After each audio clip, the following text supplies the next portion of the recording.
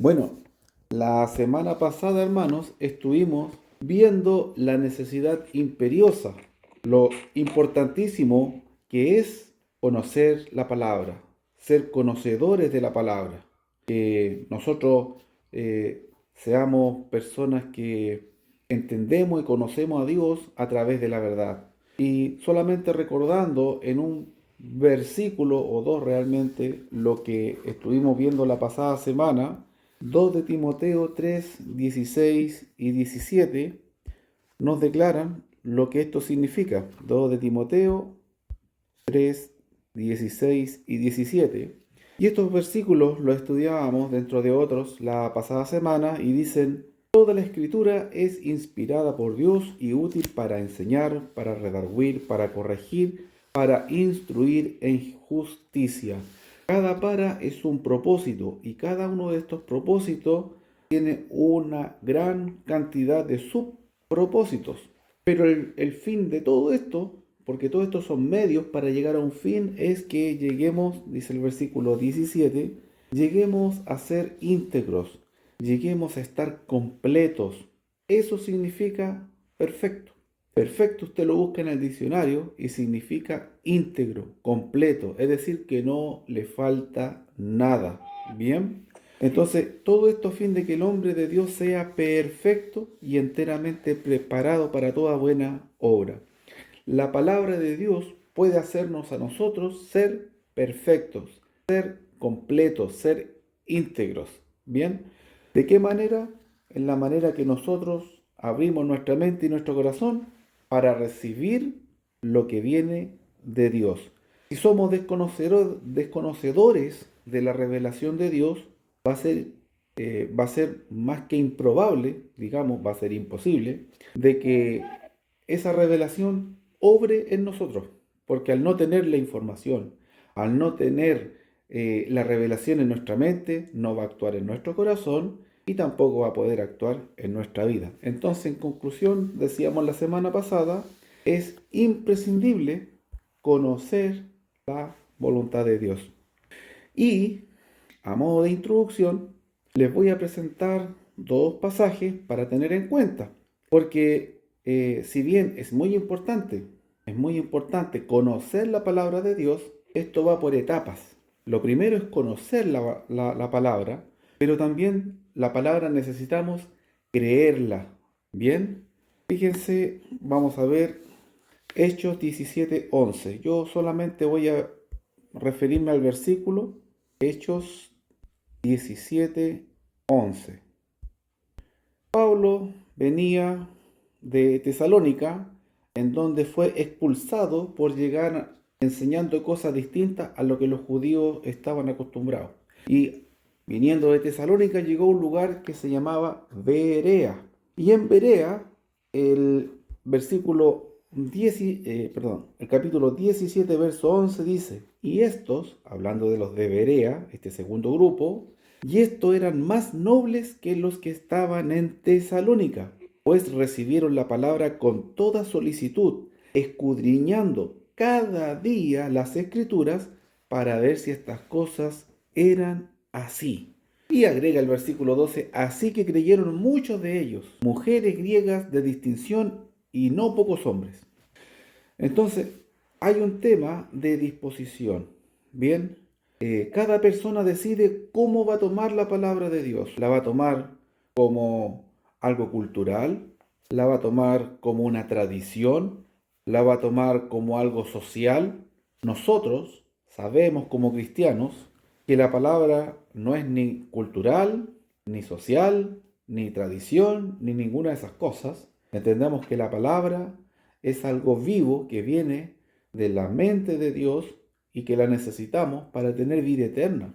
Da lo mismo si logramos un estatus social, si nos consideran cultos o ignorantes, eh, si tenemos que romper tradiciones, etcétera. Da lo mismo. Nosotros tomamos la palabra de Dios como es en verdad. Estudiamos la semana pasada la palabra de Dios, que va a actuar en los que creen.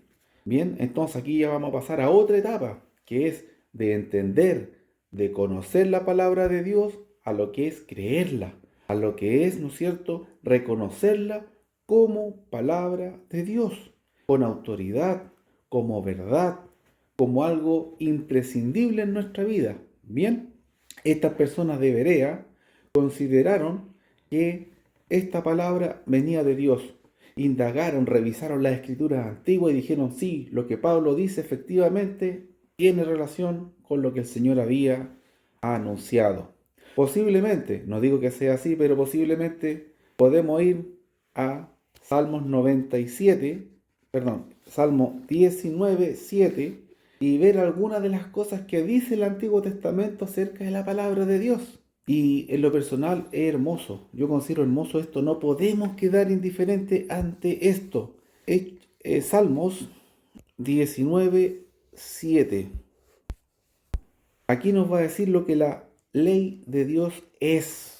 Fíjese cómo el salmista describe la ley de Dios. Dice, la ley de Jehová es perfecta. O sea, no le falta nada. Es perfecta, está completa. No necesitamos el libro X que complementa, ni la revelación de esta persona. No, la palabra de Dios por sí misma está completa. Lo primero, la ley de Jehová es perfecta. ¿Qué más? Convierte el alma. Es capaz de transformarnos, obviamente, en algo mejor. Agrega esto, el testimonio de Jehová es fiel. Hace sabio al sencillo. Versículo 8. Los mandamientos de Jehová son rectos. Alegran el corazón. El precepto de Jehová es puro. Alumbra los ojos. Fíjese todas las cosas que es la ley de Dios, que es la revelación de Dios, que es la palabra de Dios. Versículo 9. El temor de Jehová es limpio, permanece para siempre. Los juicios de Jehová son verdad, todos justos y mucho más. Es algo que los de Berea entendían, pero además de entender y conocer, creían. ¿De dónde venía Pablo antes de Tesalónica? Ellos estaban enfrascados en su tradición, en lo que le habían enseñado, en lo que habían aceptado como verdad, sea o no de Dios, porque, digámoslo, es verdad esto. A muchas personas no les importa si están equivocadas o si están en lo correcto. Le importa que lo que creen es lo que creen y punto. Pero ¿con qué nos vamos a encontrar nosotros? A veces caminando nos vamos a decepcionar, a desanimar quizás con muchas personas que rechazan la palabra.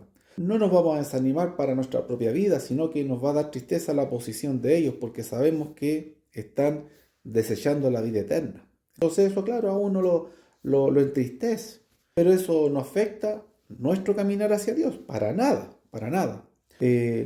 Personas en nuestro caminar también van a aparecer con un corazón sincero, ¿bien?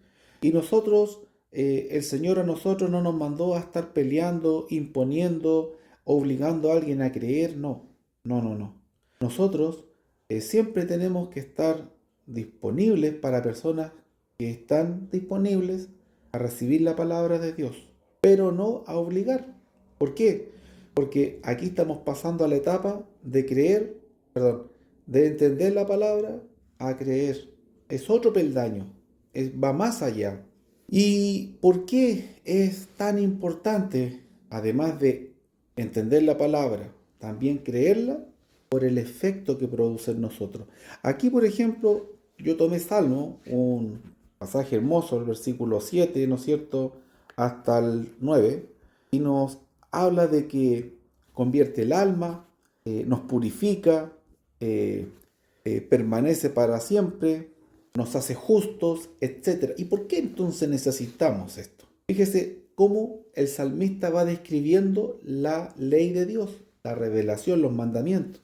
Cada cosa que va revelando el salmista es una necesidad que tenemos nosotros, porque si usted se compara con esto, por ejemplo, ¿soy recto yo por mí mismo? No, pero la palabra de Dios me puede hacer recto. Dice, ¿soy puro? No, no soy puro, pero la palabra me puede hacer puro. Dice limpio, justo, etcétera. Entonces la palabra puede a nosotros, como dice aquí, transformarnos, convertirnos. Pero eso no ocurre por solamente leer la Biblia. No ocurre solamente por entender o escuchar la Biblia.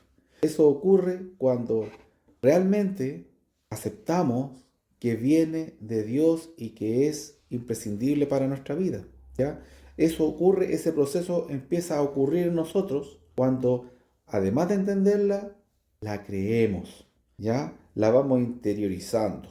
Y terminando la introducción, el tema que vamos a ver hoy, yo lo titulo, se lo anticipaba ahí por el grupo, como el problema más grande que tiene la humanidad. ¿Cuál es el problema más grande? ¿Cuál es el mayor problema? ¿Cuál es el peor problema que puede enfrentar un ser humano? Bueno, si hablamos de qué problema podemos tener en esta vida, la lista es infinita. Podemos tener problemas económicos, problemas de salud, problemas emocionales, problemas y más problemas. Problemas de trabajo, problemas de vivienda, problemas de todos los problemas que usted se imagine. Bien, infinidades. Pero ¿sabe? Todos los problemas cuando usted parta de este mundo se acaban. Ya el banco no le va a poder seguir cobrando, tampoco va a necesitar ir a ese médico, ni seguir tomando ese medicamento, ni seguir en ese tratamiento, ni tener que, etcétera. Se acabó. Cuando partimos de este mundo, todos los problemas se acaban. Por eso, erróneamente, tantas personas se suicidan. Por eso, erróneamente, tantas personas, ¿no es cierto?, parten de este mundo matándose, porque quieren terminar con sus problemas. ¿Cuál es el problema de ese problema? De que si bien acaban con casi la totalidad de sus problemas, hay uno que prevalece. Yo creo que usted ya dedujo cuál es ese problema. Bien. Después de que una persona fallece, no le van a llegar a cobrar al más allá, ¿no es cierto? No van a ver los dolores físicos, etcétera. Pero hay un problema que trasciende. Y ese problema, la Biblia lo define como pecado. El pecado es un problema que va a trascender, va a atravesar la existencia de nosotros en esta vida. Entonces, si bien cuando una persona muere se acabaron todos los problemas de salud, problemas económicos, problemas de dolor a las rodillas, problemas emocionales, problemas de todos los problemas, el problema del pecado, si no lo resolvió en esta vida, ese problema, ese sí, trasciende y lo va a perseguir. Entonces, hay un problema que es el mayor problema de la humanidad, primero, porque trasciende esta vida. O sea, ni aunque nos muramos, se acaba ese problema. Y segundo, no es un problema que la humanidad pueda resolver por sí misma. Cuando le tomamos el peso al problema del pecado, nos damos cuenta de la seriedad del pecado, ¿ya?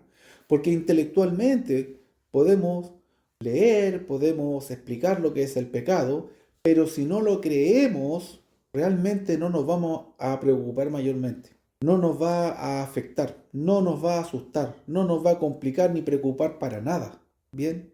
¿Por qué? Porque solamente lo entendemos, pero no lo creemos.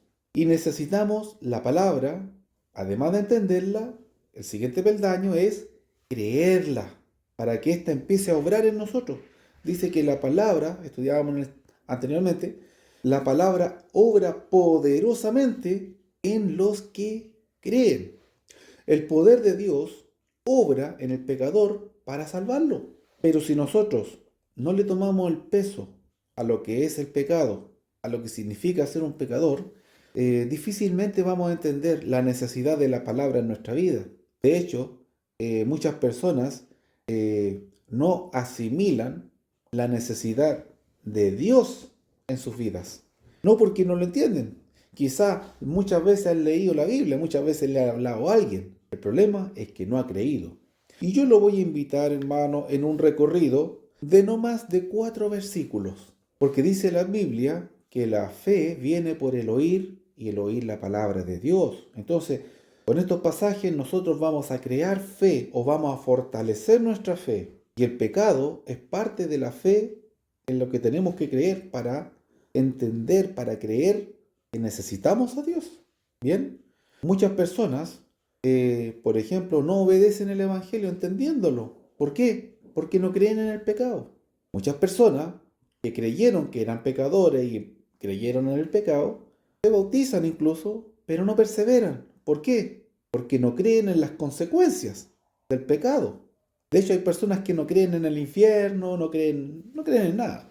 Pero eso es un problema de negar la verdad. Es el problema, ¿no es cierto?, de rechazar lo evidente. Lo que no vamos a tener excusa el día de mañana, porque la revelación, ¿no es cierto?, la Biblia, la tenemos, la Biblia ya fue revelada. Entonces, realmente creer es totalmente viable, es totalmente alcanzable, ¿bien? Pero no es algo instantáneo, es un proceso que comienza conociendo a Dios, continúa con creer en Dios y termina con obedecer permanentemente a Dios. Es un proceso continuo. Bien, ¿cuáles son estos 4 versículos por los que vamos a recorrer en esta oportunidad? Los primeros 2 los encontramos en Isaías. Vamos a ir a Isaías 55. Es un versículo muy conocido, pero no por eso poco importante. Bien. Y el segundo puede ser un poco más desconocido y también está en Isaías. Isaías, capítulo 55, versículos 6 y 7. Fíjense estos 2 versículos. El pasaje es hermoso, yo le voy a mencionar solamente 2 versículos, pero usted es libre de verlo completo después en la tranquilidad de su tiempo, ¿no es cierto? Yo voy a solamente citar 2 versículos, el 6 y el 7. ¿Qué dicen estos versículos? Buscad a Jehová mientras puede ser hallado. Llámele en tanto que está cercano. Deje el impío su camino y el hombre inicuo sus pensamientos, y vuelvas a Jehová, el cual tendrá de él misericordia. Al Dios nuestro, el cual será amplio en perdonar. Aquí hay mucha información, pero vamos a intentar ir línea a línea.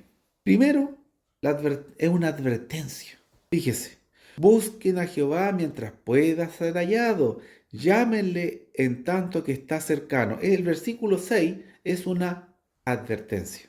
Así comienza la idea que yo estoy citando en este momento. Buscar a Jehová, como dicen a veces, la oferta es por tiempo limitado. Bueno, la vida eterna también es por tiempo limitado.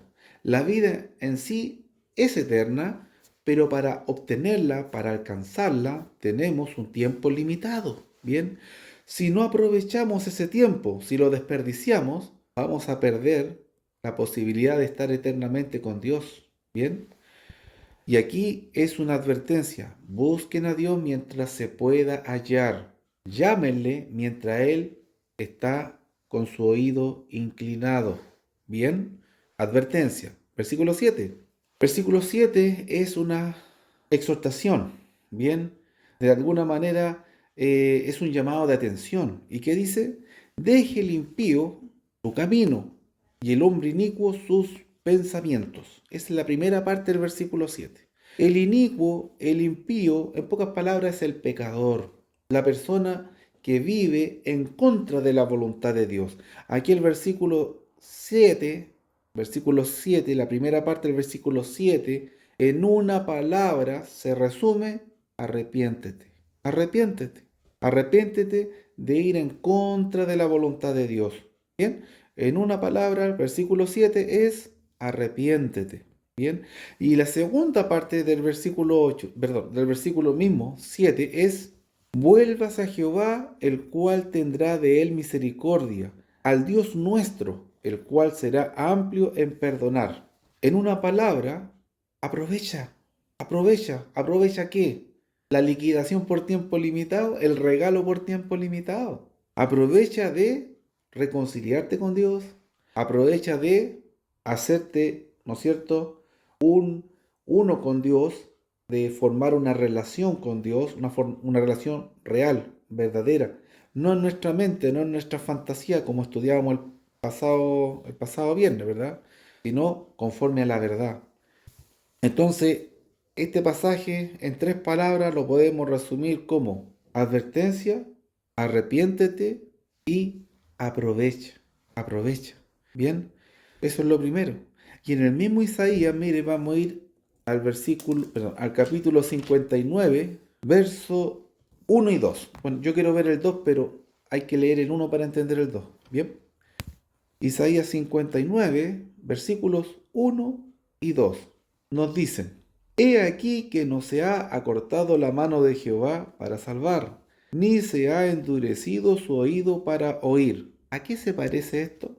A la última parte del versículo que vimos recién, del versículo 7, la última parte. Dios es amplio en perdonar. Dios está deseoso de abrazar al pecador arrepentido. Si la verdad, no hay ninguna razón por la cual no volverse a Jehová. No hay ningún motivo para no volvernos a Jehová. Bien, y aquí está comenzando con esa misma idea. Versículo 1. La mano de Jehová no se ha cortado para salvar, no se ha endurecido su oído para oír. Él todavía es accesible. Dios está disponible. Pero, hay un pero, así empieza el versículo 2, pero vuestras iniquidades han hecho división entre vosotros y vuestro Dios, y vuestros pecados han hecho que oculte de vosotros sus rostros para no oír. Entonces, Dios es un Dios misericordioso, como decía el pasaje anterior, que está totalmente disponible para perdonarnos, para abrazar al pecador arrepentido. Pero ¿cuál es el problema? El pecador no se quiere arrepentir. ¿Cuál es el problema? El hombre está cómodo viviendo en contra de la voluntad de Dios, haciendo lo que él quiere y no lo que Dios quiere. Ese es el problema. Aquí dice el versículo 2, vuestras iniquidades, es decir, vuestras maldades, ¿ya? Vuestras maldades han hecho división entre ustedes y Dios. Dice, vuestros pecados han hecho que Él se oculte de ustedes. O sea, Dios no quiere ver lo que ustedes hacen. Y como Dios no quiere ver el pecado que ustedes practican, la vida que llevan, ustedes están echando a Dios de su vida. Están empujando a Dios. Lo están enviando a que se vaya. Bien, esa es la figura. Están corriendo a Dios. Vete. Pero no porque Dios no quiera venir a ellos, sino porque ellos no quieren dejar de hacer lo malo. Bien, entonces tenemos un tremendo problema aquí. ¿Se dieron cuenta en el versículo 2? El poder del pecado, hermanos. Atención, no se me estén desconcentrando. El poder del pecado es grande, es poderoso el pecado. Dese cuenta usted que el pecado tiene el poder para separar al creador de su creación más valiosa, de su creación más valiosa, lo más importante, la única en toda la creación, lo único que Dios hizo, según lo vemos en la Escritura, lo único que Él hizo a su imagen y semejanza fue la humanidad. No hay nada más valioso para Dios que la humanidad. Es lo único en todo el universo que Él creó a su imagen y semejanza. Cristo vino a este mundo no a morir por cualquier cosa o por todas las cosas del universo, no, vino algo bien específico. Cristo vino a morir por la humanidad, para que la humanidad fuera rescatada de su pecado, para que la humanidad pudiera pasar, ¿no es cierto?, de estar enemistada con Dios a estar reconciliada con Dios. Fíjese, ponga mucha atención a esto, mire, lo podemos leer y entender, pero lo tenemos que creer. ¿Qué cosa? Que el pecado es poderoso. Es tan poderoso que ningún genio, ningún sabio, ninguna persona en la humanidad es capaz de resolver este problema. El problema que separa a Dios de la humanidad. Esto es grave. Y si usted lo piensa, y usted es una persona que obedeció el Evangelio, imagínese, si usted cree esto, ¿cómo debería estar en este momento de agradecido? ¿Cómo debería estar de aliviado de que su pecado lo tomó Cristo y lo llevó en la cruz? ¿No es cierto? Eso eh, el mismo Isaías lo explica. El mismo Isaías lo explica. Entonces, el pecado es fuerte, es poderoso. Tan fuerte, tan poderoso, que puede separar al hombre de Dios. Es un problema grande, ¿no? Grande. Porque si pasamos esta vida, abandonamos este mundo con ese problema no resuelto, ¿qué va a pasar? Si Dios no nos quiere ni ver en este mundo por nuestro pecado y morimos en ese pecado, cuando estemos delante de Él, ¿qué va a pasar? Lo mismo, po. Si Dios sigue siendo el mismo, Dios sigue siendo justo, recto, santo, todo lo que veíamos en Salmo 19:7 y 8 y 9. Dios tiene todas esas virtudes y a través de su palabra, Él transmite, nos enseña, nos prepara para ser como su imagen, para ser como Él. Vamos a ver un tercer y último pasaje en el Antiguo Testamento, en el profeta Ezequiel. Vamos a ir a Ezequiel, capítulo 18. Aquí está. Ezequiel capítulo 18. Este es un libro extraordinario. Hasta donde tengo conocimiento, este es el único profeta que era sacerdote, por si usted no lo sabía. El único profeta que era sacerdote.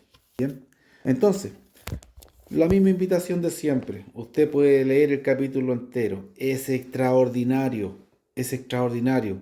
¿Ya? La visión de Ezequiel, por ser primero un sacerdote, él se preparó para ser sacerdote, pero Dios lo llamó para ser un profeta. Entonces la visión de él es una visión que difiere de todos los demás profetas. Él, como la naturaleza del pecado, lo ve del punto de vista sacerdotal. Y yo lo voy a llevar al versículo 18, casi al último, ¿ya? De esta idea que es del 1 al 20. Usted puede leer con calma, versículo 1 al 20, pero yo le voy a pedir que ponga atención al versículo 18. Dice, ¿por qué el Hijo no llevará el pecado de su Padre?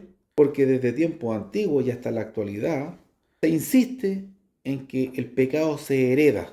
No, no quiero entrar en detalle, pero en la mente humana está la idea de que el pecado se transmite como una infección, como algo genético, ¿ya? Eso es diabólico, eso es mentira. Por ejemplo, este versículo, ellos decían, ¿por qué el hijo no llevará el pecado de su padre? Pero si fue terrible de malo ese hombre, ¿cómo el hijo no va a sufrir las consecuencias? Por ahí va la cosa. Fíjese la respuesta de Dios. Porque el hijo actuó conforme al derecho y a la justicia, guardó todos mis estatutos y los cumplió. Y usted se va a acordar, ¿no es cierto?, en su mente, Salmo 19:7. La palabra de Jehová es pura, es recta, convierte el alma, etcétera, etcétera, etcétera. Entonces, ¿por qué el Hijo no lleva el pecado del Padre? Porque el Hijo actuó conforme al derecho y la justicia, guardó todos mis estatutos y los cumplió. De cierto, vivirá. ¿Bien? El Hijo no lleva el pecado del Padre. El Padre puede haber sido el hombre más pecador del mundo, pero si el Hijo vive conforme a la palabra de Dios, no le afecta. ¿Bien? Lo que afecta es imitar al pecador. El hombre, un hombre pecador, imita a otro hombre pecador e incluso quiere superarlo. Y ese es el problema de la humanidad. Pero el cristiano se cansó de desagradar a Dios, no quiere desagradar a Dios, no quiere estar enemistado con Dios, y él en vez de imitar al pecador, quiere imitar a Cristo. ¿Y qué significa eso? Que va a empezar ¿a qué? A transformar su vida. Versículo 18 dice, pero su padre, por cuanto hizo agravio, despojó violentamente al hermano e hizo en medio de su pueblo lo que no es bueno, he aquí que él morirá por su maldad. Bueno, a diferencia del versículo 19, es que en pocas palabras, el que hace lo malo ante Dios va a sufrir las consecuencias de su maldad, pero el que haga lo bueno no va a sufrir las consecuencias del que hizo lo malo, aunque sea el hijo. Bien, aquí Ezequiel está hablando de la naturaleza personal del pecado. Y así concluye en el versículo 20, el último de este pasaje que estoy citando. Versículo 20. Dice, el alma que peque, esa morirá. El Hijo no llevará el pecado del Padre, ni el Padre llevará el pecado del Hijo. La justicia del justo recaerá sobre él, y la impiedad del impío recaerá sobre él. Bien, esto denota lo que anticipaba yo, lo personal que es el pecado, lo individual que es el pecado. Es que cualquier pecado que yo haga no va a contaminar espiritualmente a nadie más que a mí, aunque los efectos y las consecuencias sí pueden traspasarla a otros. ¿ya?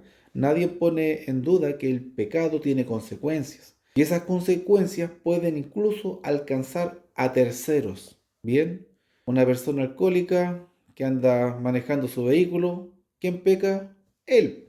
Pero puede atropellar a un peatón que no tiene la culpa de nada y lo deja inválido. ¿Tuvo la culpa el peatón? Para nada. La culpa la tuvo el que iba manejando ebrio, ¿no es cierto? El peatón no se va preso, teóricamente, porque aquí en Chile no se va preso nadie, pero bueno, es un tema de la injusticia de los hombres, la injusticia de los hombres, de que muchos criminales andan en la calle, pero bueno, ese es un tema de deficiencia en la ley humana. Veamos esto a nivel objetivo, bien, veámoslo como teoría, como si los hombres hicieran conforme a lo que dicen, porque si no, no se, se va a contradecir.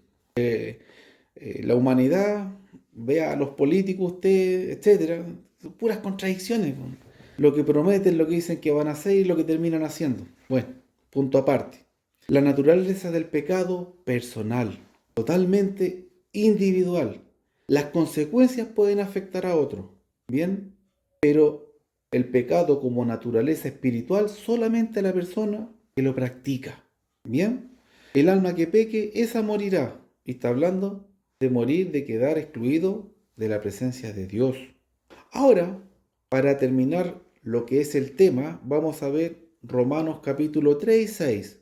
Un versículo de cada capítulo que repite la idea del pecado, ¿ya? Para pasar a lo que es la conclusión en segunda de Pedro. Los invito a ir a Romanos. Disculpa un poquitito, la Sí, parte de Romano, ¿cuánto? 6. Romano 6. Sí, Pero hermano, vayan. tenía una duda. ¿Qué es lo que significa impecado? ¿Impecado? No, ¿cuál? Pero tuvo. Impiedad. Impiedad. Ah, bien. Pío, ¿ya? Pío viene de Dios, ¿ya? Piadoso es una persona temerosa de Dios. Impío o impiedad o impiadoso es una persona que no le teme a Dios, ¿ya? Muchas gracias, hermano. De nada, mi hermanito. Fíjese que a veces una palabra no nos deja entender un pasaje. Entonces, importante, y gracias a Dios es fácil ir a un diccionario o Google, porque a veces por una palabra o podemos entender mal la idea o no entender la idea, que realmente es lo mismo. Ya, vamos a ir a Romanos 6. Romanos 6, pero les voy a pedir también Romanos 3. Ya vamos a ver estos dos pasajes. Busquen Romanos 6 y Romanos 3, los dos capítulos. Vamos a leer solamente un versículo de cada capítulo. ¿Ya? ¿Tienen Romanos 6 y Romanos 3 ahí con el dedito? Bien, bien. Fíjese, vamos a empezar por el 3. ¿Qué dice el versículo 23 del capítulo 3? Dice, por cuanto todos pecaron y están destituidos de la gloria de Dios. ¿Ya? Usted puede leer el capítulo completo. Yo voy a tomar esta afirmación. ¿Qué dice esta afirmación? La palabra de Dios que no miente, que es verdad, dice que toda la humanidad peca. Y la consecuencia de ello es estar destituido de la gloria de Dios. El ser humano, por ser un pecador, lo único que le espera cuando esté delante de Dios es ser desaprobado por Dios. Mal, mal, ¿no es cierto? Mal. Algo muy parecido, Romanos 6 y el mismo versículo 23, Romanos 6, 23, el último del capítulo, dice, porque la paga del pecado es muerte, pero la dávida de Dios es vida eterna en Cristo Jesús, Señor nuestro. Fíjese las dos ideas. Primero, todos necesitamos, si somos seres humanos, ¿no es cierto? Estamos en este mundo, somos seres humanos. Todas las personas que han nacido en este mundo, todas las personas que viven en este mundo, necesitan ser libradas del pecado. Necesitan resolver este tremendo problema que trasciende hasta la eternidad, que es poderoso para separarnos de Dios eternamente. El resultado, dice el capítulo 6, verso 23, el resultado del pecado es muerte. Es ser excluido, como decía el capítulo anterior, el 3:23, es quedar excluido eternamente de la presencia de Dios. Bien. Sin embargo, capítulo 6, versículo 23, agrega una componente, agrega una esperanza. ¿Cuál es la esperanza? que el regalo de Dios es vida eterna en Cristo Jesús. El hombre con pecado está frito, liquidado, sin ninguna oportunidad delante de Dios, destituido de la presencia de Dios, muerto para Dios. ¿Bien?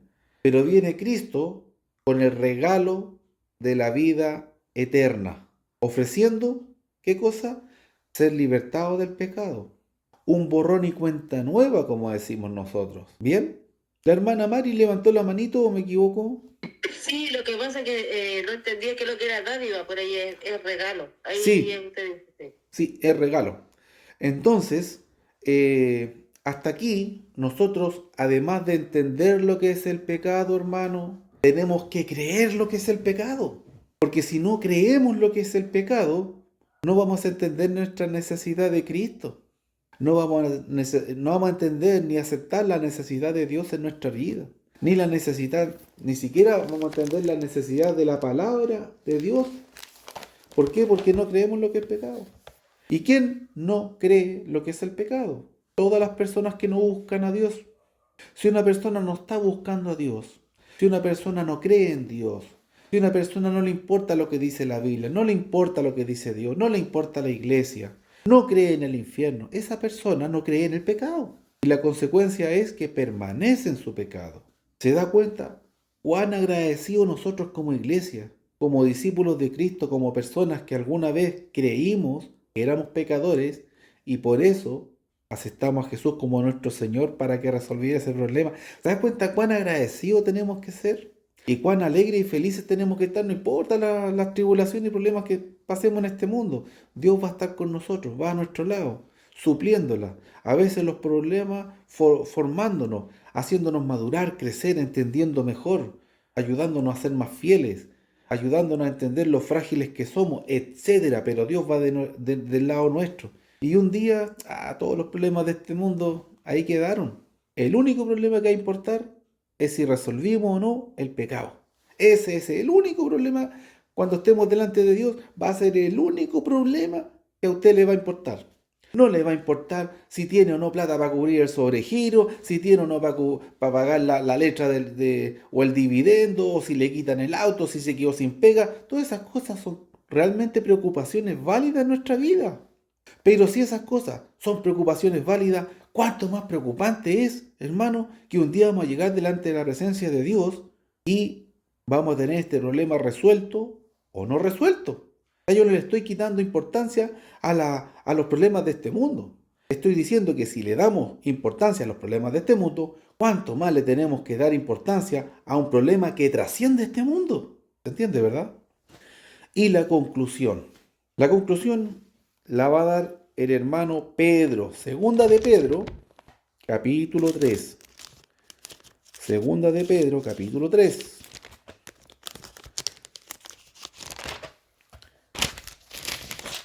Bien. Dice la palabra de Dios, segunda de Pedro, capítulo 3, versículo 9. El Señor no retarda su promesa, según algunos la tienen por tardanza, sino que es paciente para con nosotros, no queriendo que ninguno perezca, sino que todos procedan al arrepentimiento. ¿Te das cuenta que Dios es el mismo Dios de Pedro, es el mismo Dios de Ezequiel, es el mismo Dios de Isaías, es el mismo Dios del salmista? Dios es el mismo. Lo que cambia es que ahora estamos bajo un nuevo pacto o testamento, y antes ellos estaban bajo un antiguo pacto, bajo un antiguo testamento. Antes la ley de Dios era la ley judía. Hoy la ley de Dios es la ley cristiana. Son dos leyes distintas. Bien, la ley judía no pudo hacer al hombre perfecto. Solamente pudo mostrarle que era imperfecto. ¿Para qué? Dice la Biblia, para llevarlo a Cristo. Cristo lo va a hacer perfecto. Entonces, nosotros somos cristianos, estamos bajo la ley de Cristo y hemos sido rescatados, librados del pecado por haber aceptado a Cristo como el Señor. Cuando aceptamos a Cristo como el Señor de nuestra vida, Él se encarga de nuestro pecado. Él se convierte en nuestro Salvador. Vamos a tener un abogado delante del Padre, etc. Pero fíjese lo que dice Pedro aquí. Dios quiere que todas las personas se salven. Bueno, lo dice de otra manera. Aquí él dice, Él no quiere que nadie se pierda. Fíjese, versículo 9. El Señor no retarda su promesa según algunos la tienen por tardanza, sino que es paciente con nosotros, no queriendo que ninguno perezca, sino que todos procedan al arrepentimiento. El deseo de Dios es que todos procedan al arrepentimiento, lo que estuvimos estudiando con tranquilidad en Isaías, en Ezequiel, etcétera. Dios desea que nos reconciliemos con Él por medio de su Hijo, volviéndonos de lo que es hacer lo contrario a su voluntad, a hacer lo que es su voluntad. ¿Por qué? Por los frutos. Porque la consecuencia del pecado es separación de Dios eterna. Porque la consecuencia del pecado es muerte espiritual. Y Dios no quiere la muerte del que muere. Dios quiere que se arrepienta y viva. Si usted ve Ezequiel 18 enterito, lo va a entender mucho mejor, ¿ya? Y aquí como, por ejemplo, el hermano Pablo nos decía en su epístola anterior, ahí usted puede verlo con más claridad, el capítulo 6, por ejemplo, dice, ustedes antes de ser cristianos eran libres de la ley de Dios, pero ¿qué fruto tenían? La muerte. Entonces, no hay donde perderse. O somos siervos, esclavos del mundo, del diablo, o somos siervos, esclavos de Cristo para vida, ¿no es cierto?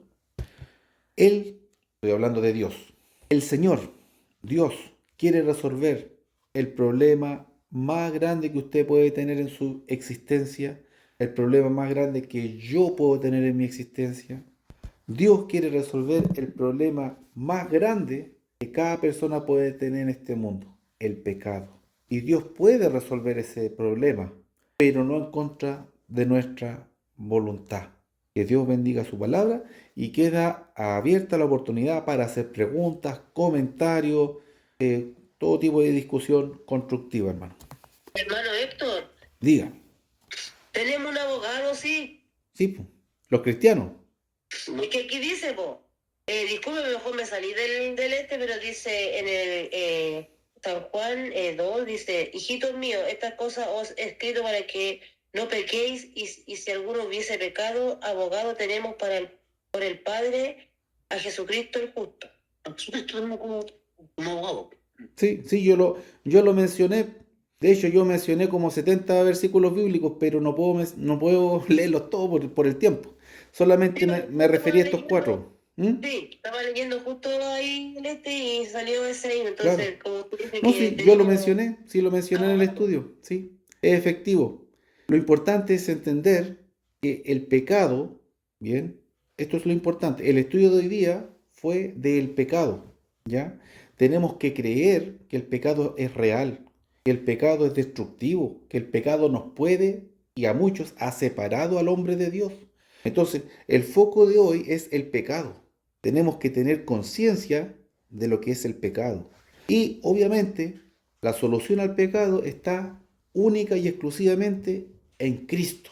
Pero el estudio de hoy se enfocó en tomar conciencia de que todo ser humano en este mundo está expuesto a pecado. O sea, en pocas palabras, no hay ningún ser humano que no necesite a Cristo. ¿Bien? ¿Alguna pregunta, hermano? ¿Algún comentario del tema? ¿Sí? Hermano, ¿le puedo hacer una consulta? Sí, Bueno, se habla del pecado, pero cuando uno insiste en el pecado, insiste en eso muchas veces inconsciente a la vez del trago o del cigarro, por los vicios que uno tiene como ser humano, porque muchas veces los vicios eso uno lo atrapan, pero no está consciente de que uno insiste. Yo insisto siempre en las cosas de Dios y de repente uno, los pecados de uno, o sea, no son pecados, pero son vicios. Pero es para Dios que dicen cualquier que... vicio podría ser un pecado. Lo- Disculpe, hermano Héctor, eso yo iba a preguntar, que el vicio es el pecado también. Claro, ¿Los vicios son pecados? mire, sin ponerle nombre al pecado, porque cada uno conoce Ah, sus deficiencias, sus debilidades, qué problema tiene, ya, sin ponerle nombre, ¿qué es lo que es un vicio? Por definición, es algo ya. que pasó a tener, ¿qué cosa? Control sobre usted. Entonces, usted pierde el control. Esa cosa, sustancia o práctica, toma control de su vida. ¿Y qué nos dice la palabra? Que nosotros tenemos que tener dominio propio. Nosotros tenemos que tener control de nuestras acciones. Pero yo no quiero hacerle propaganda a los vicios. Tengo todos miles de ejemplos. No quiero hacerle propaganda a ninguno. Un vicio simplemente es cuando la persona pierde el control de sus decisiones. ¿Bien? Y eso no es de un día para otro, es sutil. El alcohólico no termina alcohólico de un día para otro. Ni el drogadicto, ni el que se gasta todo el sueldo en carreras de caballo, etcétera. No es instantáneo, es un proceso.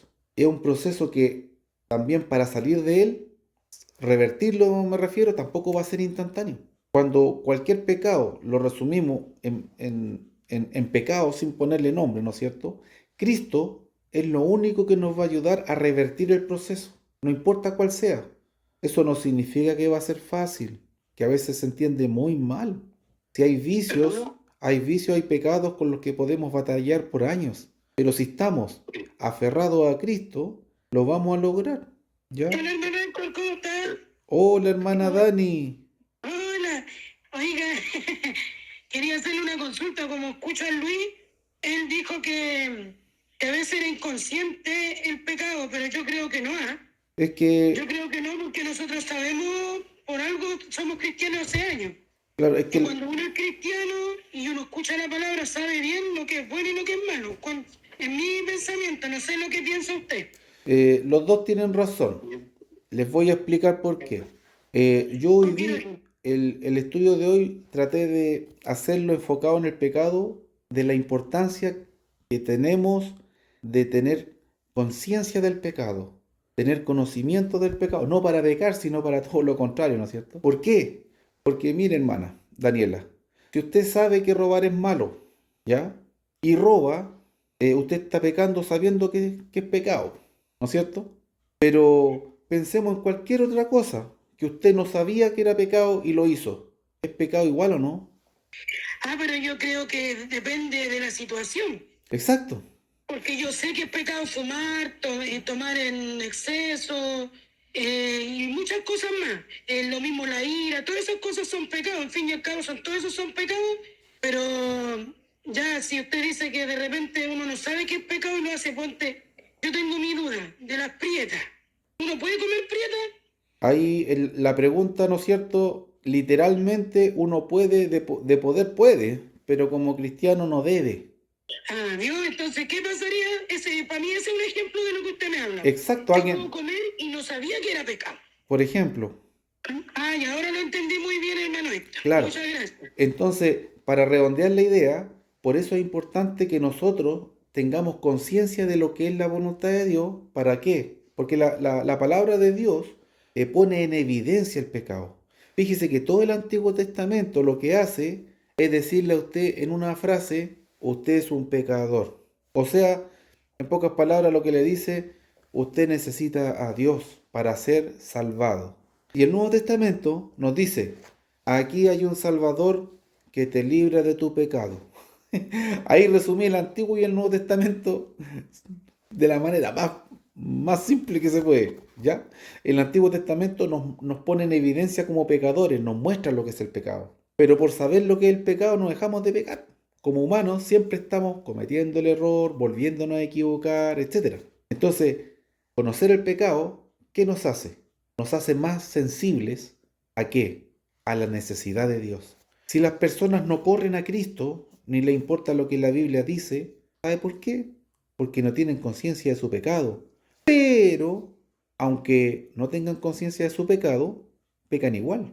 Fíjese, hace poco, bueno, no hace tan poco, pero un ejemplo súper sencillo. Independiente que diga velocidad máxima 60 o 70 kilómetros por hora, si usted va más de 50 le pasan un parte. Bueno, si hay un carabinero, si no, no. ¿Por qué? Porque por ley, hace un par de años, se estableció que en todo Santiago el límite máximo de velocidad es 50. Pero hasta hace unos pocos años atrás, había unas partes en que se podía a 60 y en otras a 70, e incluso quedaron los letreros. Entonces, si un carabinero me detiene y yo no sabía que no podía pasar los 50, y me dice, usted iba a 60 o usted iba a 70, yo le digo, pero si ahí está el letrero, me van a pasar el parte igual. ¿Por qué? Porque yo estoy infringiendo la ley. Sepa o no sepa, estoy infringiéndola. ¿Por qué? Porque la ley es absoluta. Si eso lo llevamos al plano espiritual, la, la ley de Dios es absoluta. No depende de lo que yo creí, de lo que yo entendí, de lo que no sabía. La ley se da por sabida porque es absoluta. Entonces, no va a ser una excusa, es que yo no sabía. ¿Bien? No es una excusa. ¿Por qué? Porque tenemos el medio para saberlo. Tenemos el medio. Son interesantes las preguntas que ustedes hacen, porque eso significa que están usando su inteligencia, su mente para las cosas de Dios. Los felicito por eso.